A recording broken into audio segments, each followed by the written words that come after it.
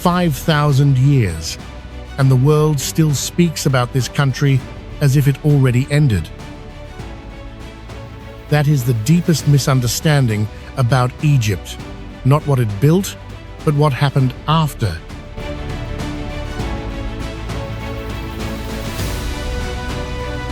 The pyramids still stand. The temples still cast shadows. The tombs still hold their silence. And the world looked at all of it and concluded, this is history. Beautiful history. Grand history. But history sealed, finished, belonging to the dead, it was wrong. Because Egypt never stopped. The Nile still feeds the only green corridor in a desert the size of the United States. Cairo still grows with a pressure that makes most capitals quiet. Markets still crowd the same streets that carried trade when Greece was young. The desert still pushes against everything, and everything still pushes back. This is not a country preserved behind glass. It is a country that built monuments for eternity and then kept living beside them through conquest, empire, faith, and revolution, as if 5,000 years were not a conclusion, but a warm-up. What follows is not a tour of ruins. It is the evidence that Egypt never became the past, no matter how hard the world tried to put it there. The world gave Egypt one word, ancient. By the final frame, that word will no longer fit. What replaces it is yours. Before the tombs, before the temples, before the silence of the desert, Cairo. 20 million lives pressed into a valley so narrow it barely separates two deserts. Traffic that does not pause. Mosque calls that layer over one another until the air itself seems textured. Dust, concrete, satellite dishes, minarets, laundry lines, bridge overpasses, the sound of a city that never learned how to be quiet because it never had the space. Cairo is not where Egypt begins in most imaginations. It should be, because this city does what no pyramid can. It proves Egypt is not finished. The ancient world gave this country its monuments. Cairo gave it weight in the present tense, a capital so overgrown, so noisy, so stubbornly alive that the idea of Egypt as a silent museum collapses the moment you land. History here is not behind glass. It is underneath apartments, beside highways, woven into streets that have not stopped carrying people since the Fatimids laid them down 1,000 years ago. Cairo is overwhelming by design. Not because it failed at order, but because it succeeded at absorption century after century, ruler after ruler, migration after migration, all of it folded into the same impossible density. This is not a relic. This is the engine, and it is still running. Now the image the entire world already carries, and that is exactly the problem. The pyramids have been photographed, painted, filmed, and reproduced so many times that the eye arrives already full. You think you know their shape, their meaning. You think they are mysterious, ancient, symbolic. You think the important thing is how old they are. Stand at their base, and all of that empties. Because the pyramids are not mysterious. They are precise. 2.3 million blocks in the Great Pyramid alone, cut and placed with an accuracy that modern engineering still studies. No aliens, no lost magic, organized labor, mathematical knowledge, logistical ambition, and a civilization confident enough to believe that geometry could defeat time. That is the real shock. Not mystery, but clarity. The people who built this understood exactly what they were doing. They were not guessing at immortality. They were engineering it, block by block, with a patience the modern world can barely imagine. And they were right. 4,500 years later, the geometry holds. The desert has not buried it. Time has not erased it. The pyramids are not Egypt's oldest mystery. They are its oldest proof that this civilization was never primitive. It was early. There is a difference. Remove the river, and Egypt disappears. Not slowly, immediately. Without the Nile, there is no farmland, no cities, no civilization, no pyramids, no temples, no tombs, no trade, no history worth recording. Only desert unbroken from Libya to the Red Sea, one of the most lifeless expanses on Earth. Egypt did not happen to contain a river. Egypt is the river. Everything else is a consequence. That changes how you see the entire country, because the Nile is not a backdrop. It is the single condition that made everything possible, a thread of water cutting through absolute emptiness, depositing soil rich enough to feed millions, creating a corridor so narrow and so fertile that civilization had no choice but to concentrate along it with an intensity found almost nowhere else on Earth. And it still does. Fishermen still cast nets in the same current that fed pharaohs. Farmers still plant beside the same banks. Feluccas still move through water that has not changed its course in millennia. The monuments get the attention. The river does the work quietly, constantly, the way it has for longer than any written record can reach. Egypt is not a country that happens to have a great river. It is a great river that happened to produce a country. That distinction matters. What does a civilization build when it believes death is not the end? Luxor answers at a scale that makes the question feel physical. On the East Bank, Karnak rises not as a single temple, but as a complex, so vast it took centuries to complete, column after column after column, each one thick enough to require several arms to circle, each one carved with a precision that turns stone into scripture.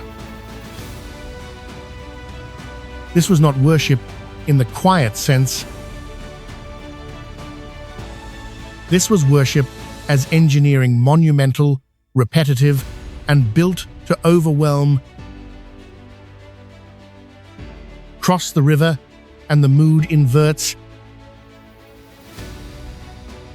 On the west bank, the Valley of the Kings descends into rock. Tombs cut deep into the hillside, their walls painted with scenes so vivid the colors hold after 3,000 years. This is where pharaohs were buried, not displayed, but hidden, protected, sealed into darkness with a care that reveals how seriously this civilization treated the boundary between life and what comes after. Luxor does not feel like a ruin. It feels like a threshold, the place where the living world and the unseen world were separated by nothing more than a river crossing. East Bank for the living, West Bank for the dead. Both built with the same conviction, that stone, if carved carefully enough, could hold meaning past the end of time. Then Egypt strips everything away. No monuments, no river, no city. Just silence, heat, and rock stretch to the horizon in every direction. The Sahara, the largest hot desert on Earth, covering nearly the entire country outside the Nile corridor. Most people never see this Egypt. It does not photograph as well as temples. It does not narrate as easily as history. But without it, nothing else in this story makes sense. Because the desert is not absence. It is pressure. It is the reason the Nile mattered so desperately. The reason civilization compressed itself into a narrow green thread instead of spreading wide. The reason Egyptian architecture was built from stone rather than wood, permanence against an environment that erodes everything soft. The desert shaped this country the way the sea shaped Indonesia, not by what it gave, but by what it threatened to take. And in the White Desert, west of the Nile Valley, that pressure becomes visible. Chalk formations rise from the sand like sculptures left by wind and time, pale, strange, silent. No one built them. No one carved them. The earth made them alone, over millennia, with nothing but patience and erosion. Egypt is not only what its people created, it is also the emptiness they created against. Then power stops speaking through cities and begins speaking through rock. Abu Simbel sits at the southern edge of Egypt, carved directly into a sandstone cliff above the Nile. 4 colossal, seated figures of Ramesses II, staring outward across water and desert with a stillness so deliberate it no longer feels like sculpture. It feels like geography that decided to have a face. This was not built to be visited. It was built to be seen from a distance by anyone approaching Egypt from the south, by Nubian traders, by rival kingdoms, by the river itself. A declaration carved at the border, saying, "This is where Egypt begins." And Egypt is not small. But Abu Simbel carries a second story. In the 1960s, the rising waters of Lake Nasser, created by the Aswan High Dam, threatened to submerge the temple entirely. An international effort cut the entire structure from the cliff, block by block, and relocated it to higher ground. The ancient world carved it into stone to last forever. The modern world moved the stone to make sure it could. That double act is Abu Simbel's real meaning. Not just Ramesses declaring permanence, but a civilization, 5,000 years later, still unwilling to let the declaration disappear. Egypt does not only build for eternity, it fights for it. Then Egypt turns its back on the desert and faces the sea. Alexandria was never built to look inward. Founded by Alexander the Great on the Mediterranean coast, it was designed as a threshold where Egypt met Greece, where Africa met Europe, where the Nile civilization opened outward into trade, philosophy, science, and exchange. This was the city of the Great Library, the lighthouse, the scholars who measured the circumference of the earth before most cultures knew it was round. That matters because it breaks the frame. Egypt is almost always imagined through desert and stone pharaohs, pyramids, sand, silence. Alexandria is the correction. This country also produced one of the ancient world's most cosmopolitan cities, a place where knowledge was treated as infrastructure, and the sea was not a boundary, but a beginning. And the pattern continues.